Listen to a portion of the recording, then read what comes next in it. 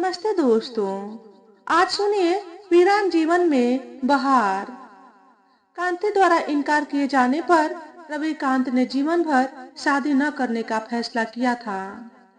शायद वह अपने इस प्रण पर अडिग भी रहते यदि क्षमा उनकी जिंदगी में न आती। आखिर कौन थी क्षमा जिसने रविकांत के वीरान जीवन में बहार ला दी थी?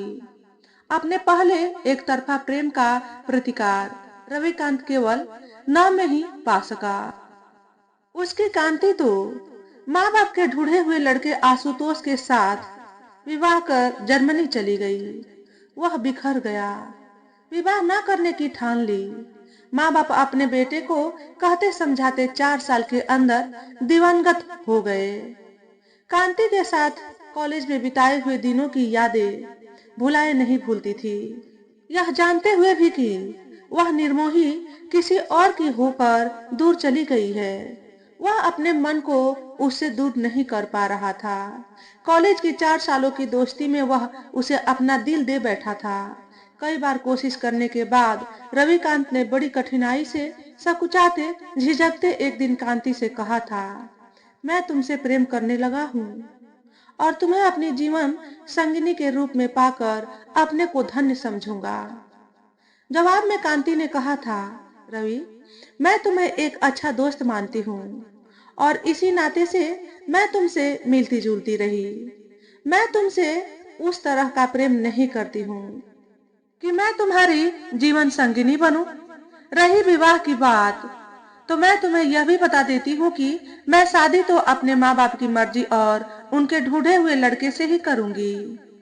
अब चूंकि तुम्हारे विचार मेरे प्रति दोस्ती से बढ़कर दूसरा रुख ले रहे हैं, इसलिए मेरा अनुरोध है कि तुम भविष्य में मुझसे मिलना जुलना छोड़ दो और हम दोनों की दोस्ती को यहीं खत्म समझो। उसके बाद कांति फिर कभी रविकांत से नहीं मिली। रविकांत भी यह साहस नहीं कर सका कि उसके माता पिता से मिलकर कांति का हाथ उनसे मांगता, क्योंकि उस आखिरी मुलाकात के दिन उसे कांति की आंखों में प्यार तो दूर सहानुभूति तक नजर नहीं आई थी।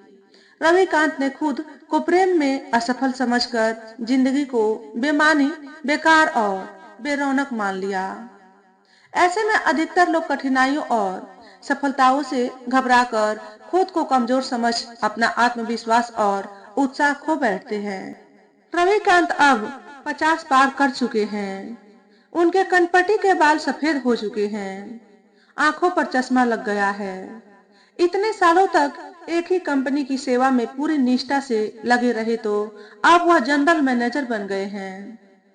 कंपनी से मिले हुए उनके फ्लैट के सामने वाले फ्लैट में कुछ दिन पहले ही शोभना नाम की एक महिला अपनी 24 साल की बेटी क्षमा के साथ किराए पर रहने के लिए आई।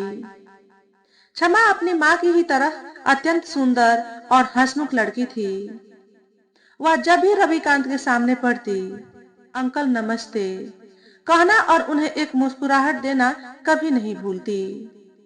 रविकांत भी हेलो कैसी हो बेटी कहते और उसके उत्तर में वह थैंक यू कहती। क्षमा एमएससी करके 2 वर्ष का कंप्यूटर कोर्स कर रही थी। इधर कई दिनों से रविकांत को न देखकर उसने उनके नौकर से पूछा तो पता चला कि वह तो कई दिनों से बीमार हैं और नर्सिंग होम में भर्ती हैं। नौकर से नर्सिंग होम का पता पूछकर क्षमा उसी शाम उनसे मिलने नर्सिंग होम पहुंची।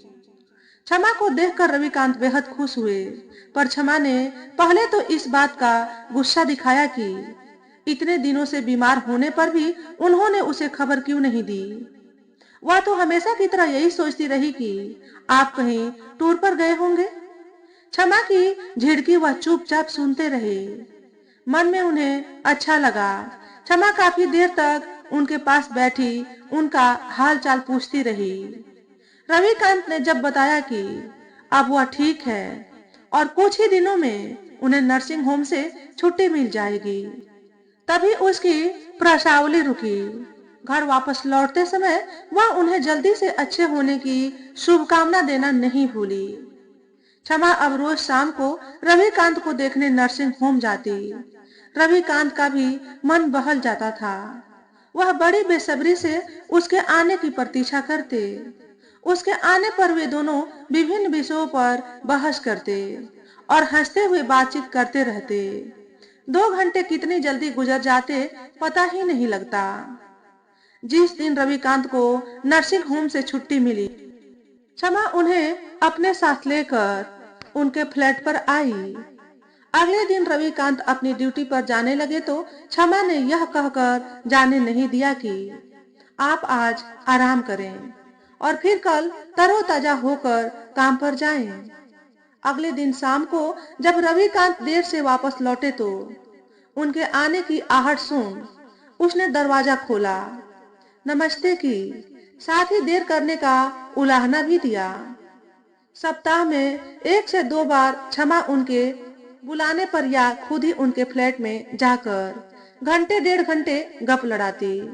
नौकर थोड़ी देर में चाय दे जाता। चाय की चुस्कियां लेते हुए वह अपनी बातें चालू रखते जो अक्सर अन्य विषयों से सिमट कर अब कॉलेज, ऑफिस, घरेलू और निजी बातों पर आ जाती थी। क्षमा ने एक दिन पूछ ही लिया, अंकल आप अकेले क्यों हैं? आपने शादी क्यों नहीं की? आपको साथी की कमी महसूस नहीं होती क्या? आपको अकेले घर काटने को नहीं दौड़ता? नौकर के हाथ का खाना खाते खाते आपका जी नहीं उगता? रविकांत ने अपने पिछले प्रेम का जिक्र करते हुए कहा, क्षमा, हम सब नियति के हाथों की कठपुतली हैं, जिसे वह जैसा चाहती है नचाती है। अकेलापन तो मुझे भी बहुत काटता है, पर मैं अपने आप को ऑफिस के काम में व्यस्त कर उसे भगाए रहता हूँ। मुझे खुशी है कि अब मेरा कुछ समय तुम्हारे साथ हंसते बोलते कट जाता है। तुम्हारे साथ बिताई ये क्षण मुझे अब भाने लगे हैं। रविकांत की बीमारी को धीरे धीरे 1 वर्ष हो गया। इस बीच क्षमा ने अपनी माँ से पूछ रविकांत को करीब करीब हर माह 1 से 2 बार खाने पर बुलाया। रविकांत शोभना जी से मिलने पर क्षमा की बड़ी प्रशंसा करते। उनकी थोड़ी बहुत औपचारिक बातें भी होती। जिस दिन रविकांत खाने पर आने को होते उस दिन क्षमा बड़े उत्साह से घर ठीक करने और खाना बनाने में माँ के साथ लग जाती।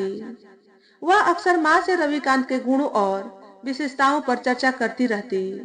वे हाँ होकर उसकी बातें सुनती रहती।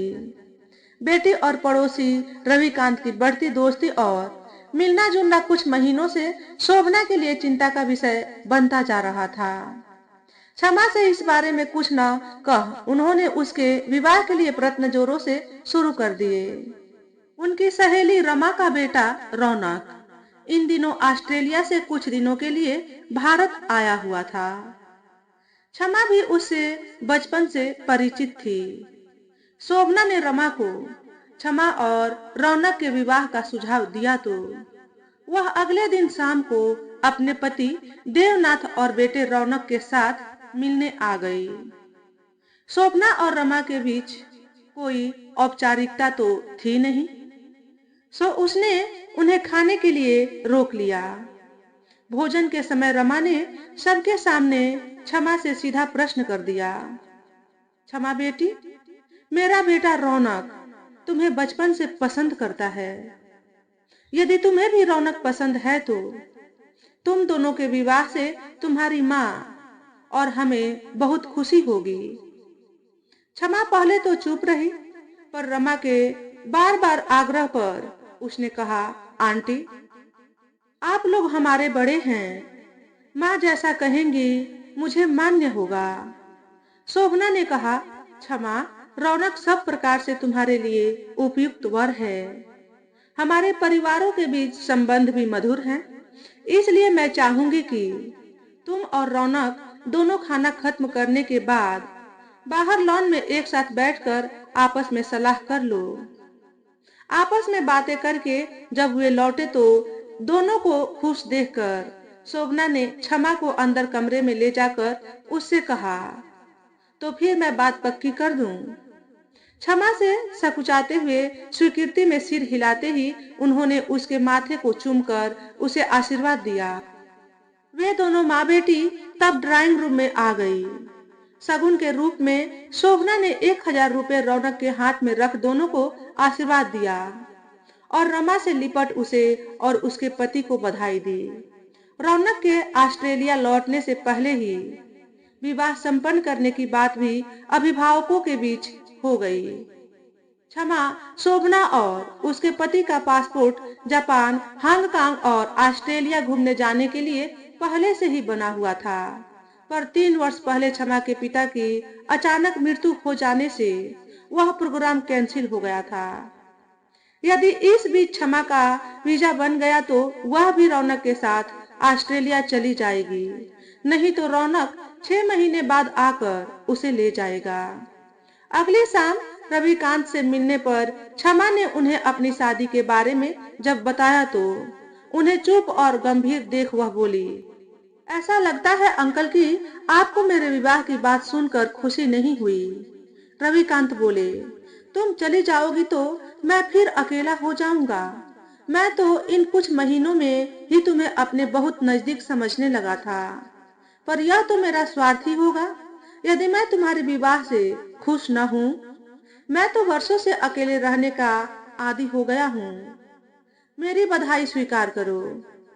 क्षमा इठलाते हुए बोली, ऐसे नहीं, मैं तो आपसे बहुत बड़ा उपहार भी लूंगी, तभी आपकी बधाई स्वीकार करूंगी। रविकांत ने कहा, तुम जो भी चाहोगी मैं तुम्हें दूंगा। तुम कहो तो तुम क्या लेना चाहोगी?